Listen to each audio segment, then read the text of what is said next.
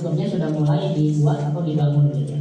Nah di era information society ini orang-orang atau semuanya sudah mulai menggunakan komputer gitu ya, karena memang sudah ada listrik, terus juga sudah mulai menggunakan komputer untuk bisa mendapatkan informasi dari internet gitu ya. Jadi dulu itu buat dapetin informasinya udah lumayan mudah dan gampang gitu ya buat dapetin informasinya.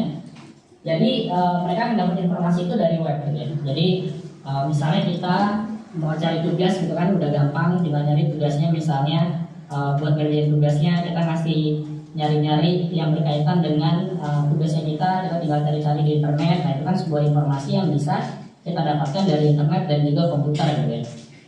Nah di era ini juga sudah ada yang namanya automation. Jadi yang tadinya mesin-mesin yang harus dikontrol oleh manusia, sekarang mesin-mesinnya sudah mulai bisa diotomatisasikan gitu ya. Kalau yang tadi di industrial society mesin-mesinnya harus dipencet-pencet tombolnya, kalau di era information society mesin-mesinnya itu udah mulai bisa dikontrol oleh komputer gitu ya. Jadi sudah semakin lebih baik, manusia ini juga semakin beradab lagi gitu ya. Jadi lebih semakin pintar lagi manusia pada era ini. Nah setelah itu baru di era kita yang saat ini itu ada di Society 5.0 gitu ya. Society 5.0 ini memang sudah digagas oleh Jepang, di mana memang manusianya di zaman ini sudah super pintar gitu ya. Manusia yang semuanya udah bisa mendapatkan informasi dari internet, sehingga informasi tersebut tuh bisa didelivery secara cepat gitu ya. Jadi orang-orang ini udah pintar-pintar gitu ya. Dia udah tahu oh ternyata lagi terjadi kasus yang seperti ini gitu ya. Kita belajar dari banyak hal dari internet, semuanya kita udah bisa dapatkan di era Society 5.0 ini. Dan gini deh dok, Pak izin bertanya, untuk data apa namanya? Data server itu siapa yang? Oh center. Data center itu siapa sih yang mengelola? Apa itu dari negara yang mengelola atau emang dari pihak swasta? Kalaupun dari pihak negara, kenapa sih masih ada yang hacker gitu yang bisa ngambil data kita? Oke, ini pertanyaan bagus ya. Jadi tadi pertanyaannya saya rekap dulu. Mohon maaf, ini suara saya balik lagi. Di mute dulu kali ya.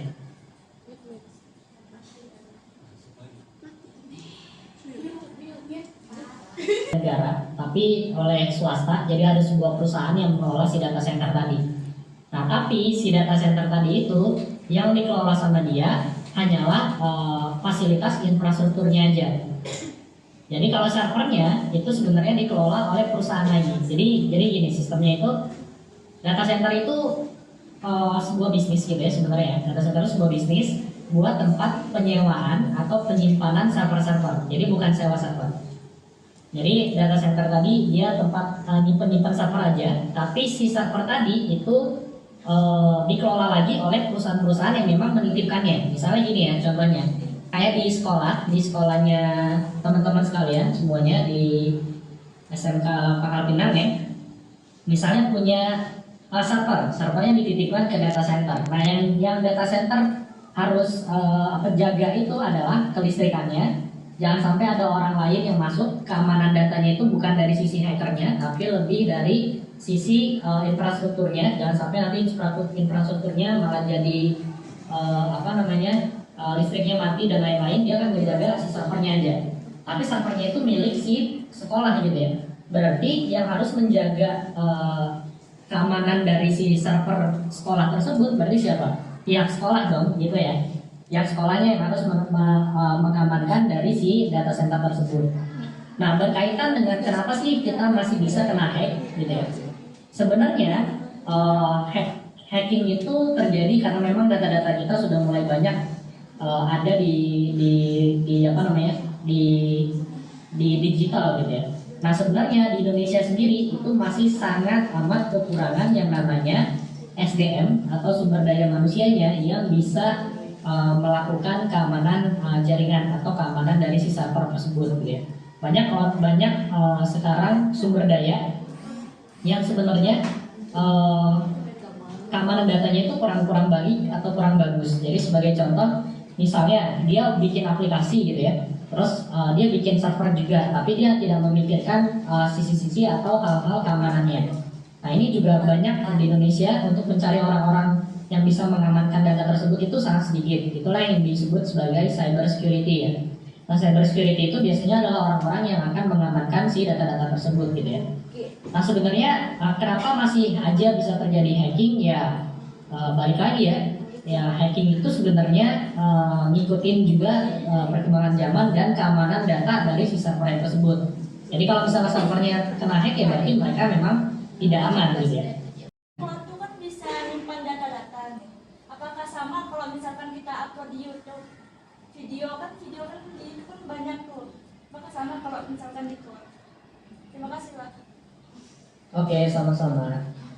Oke, jadi pertanyaannya apakah yang ada di YouTube dengan yang ada di cloud gitu ya. Nah sebenarnya YouTube pun itu bagian dari cloud gitu ya. Jadi kayak kita nyimpen data-data video di YouTube itu kan tujuannya adalah untuk di-sharingkan ke orang lain gitu, dipertontonkan ke orang lain. Nah jadi fungsi dari si YouTube tersebut berarti untuk membuat video dan videonya nanti akan disiarkan ke orang lain. Ibaratnya YouTube itu bisa kita bilang sebuah TV tapi secara digital gitu, dan TV-nya itu orang-orang bebas berekspresi di YouTube tersebut gitu ya, dan itu sebenarnya bagian dari cloud gitu. Jadi kalau bisa dibilang beda atau enggak sama cloud ya sebenarnya YouTube itu bagian dari cloud itu sendiri gitu ya. Tapi kalau misalnya masih nonton TV ya berarti itu belum cloud gitu ya. Karena cloud itu over internet, terus juga kita pakai gitu kan, kita pakai YouTube itu kan ada yang berlangganan premium ya.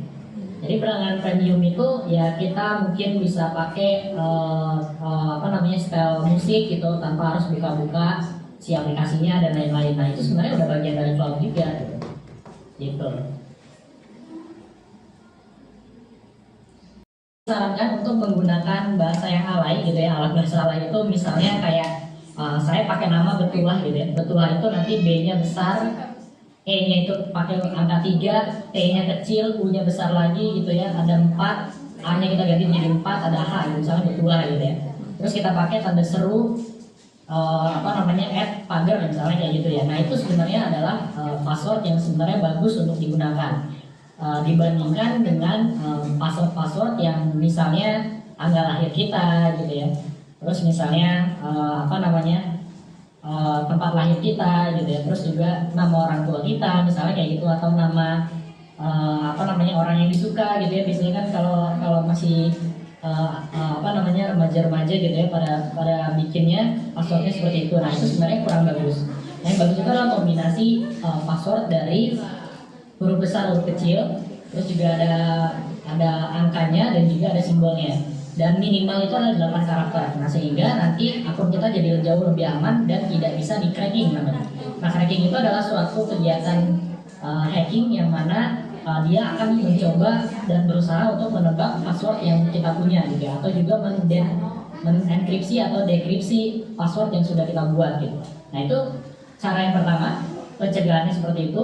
Lalu yang kedua, lakukan yang namanya recovery akun gitu. Misalnya contohnya ya, kita kan banyak menggunakan email di banyak akun gitu ya. Jadi kayak pakai email Google buat kita daftar di Facebook misalnya gitu. Kita pakai email Google buat daftar aplikasi B, pakai email Google lagi buat daftar di aplikasi C dan lain-lain.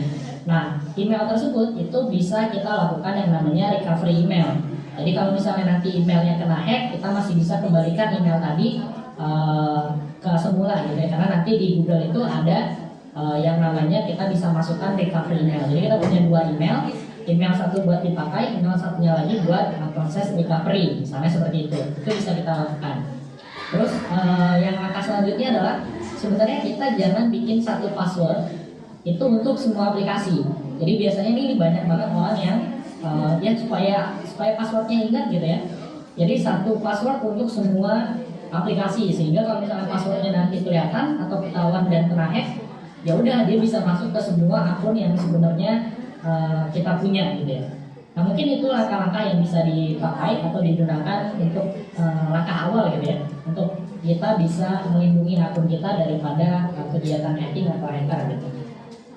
Selanjutnya lagi mungkin satu lagi tambahan adalah ganti password secara berkala.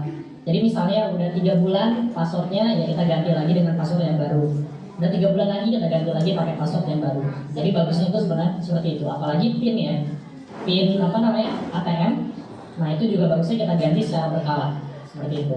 Atau juga jangan menggunakan public wifi gitu. Jadi kadang kita karena ingin pakai wifi gratis gitu ya, kita sharing sama orang lain. Nah padahal sebenarnya wifi tersebut lagi dihack gitu ya, sehingga data-data transaksinya kita itu bisa terbaca oleh si hacker tersebut. Nah jadi bagusnya itu kalau kita melakukan transaksi ya pakai paket data kita sendiri atau jaringan kita sendiri, jangan pakai wifi. Bagusnya seperti itu.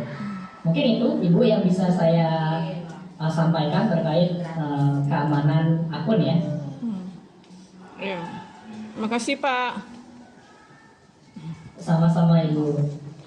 Ada lagi mungkin dari Bapak dan Ibu yang Terima kasih untuk sharing-sharingnya tentang cloud dan platform publik yang ada. Jadi siswa SMK 5 ini mendapat pengetahuan yang baru tentang dunia digital, apalagi tentang cloud ya Pak ya. Karena banyak sekali di digital ini kan anak sekarang ini perlu hal-hal yang seperti ini, apalagi untuk menjaga keamanan mereka, untuk tahu kenapa sih data ini di sini gitu. Nah, kenapa sih server itu bisa down kan? Kadang-kadang kan heran-heran mereka nih, apalagi yang informasi kan tidak tahu IT gitu Pak. Ya.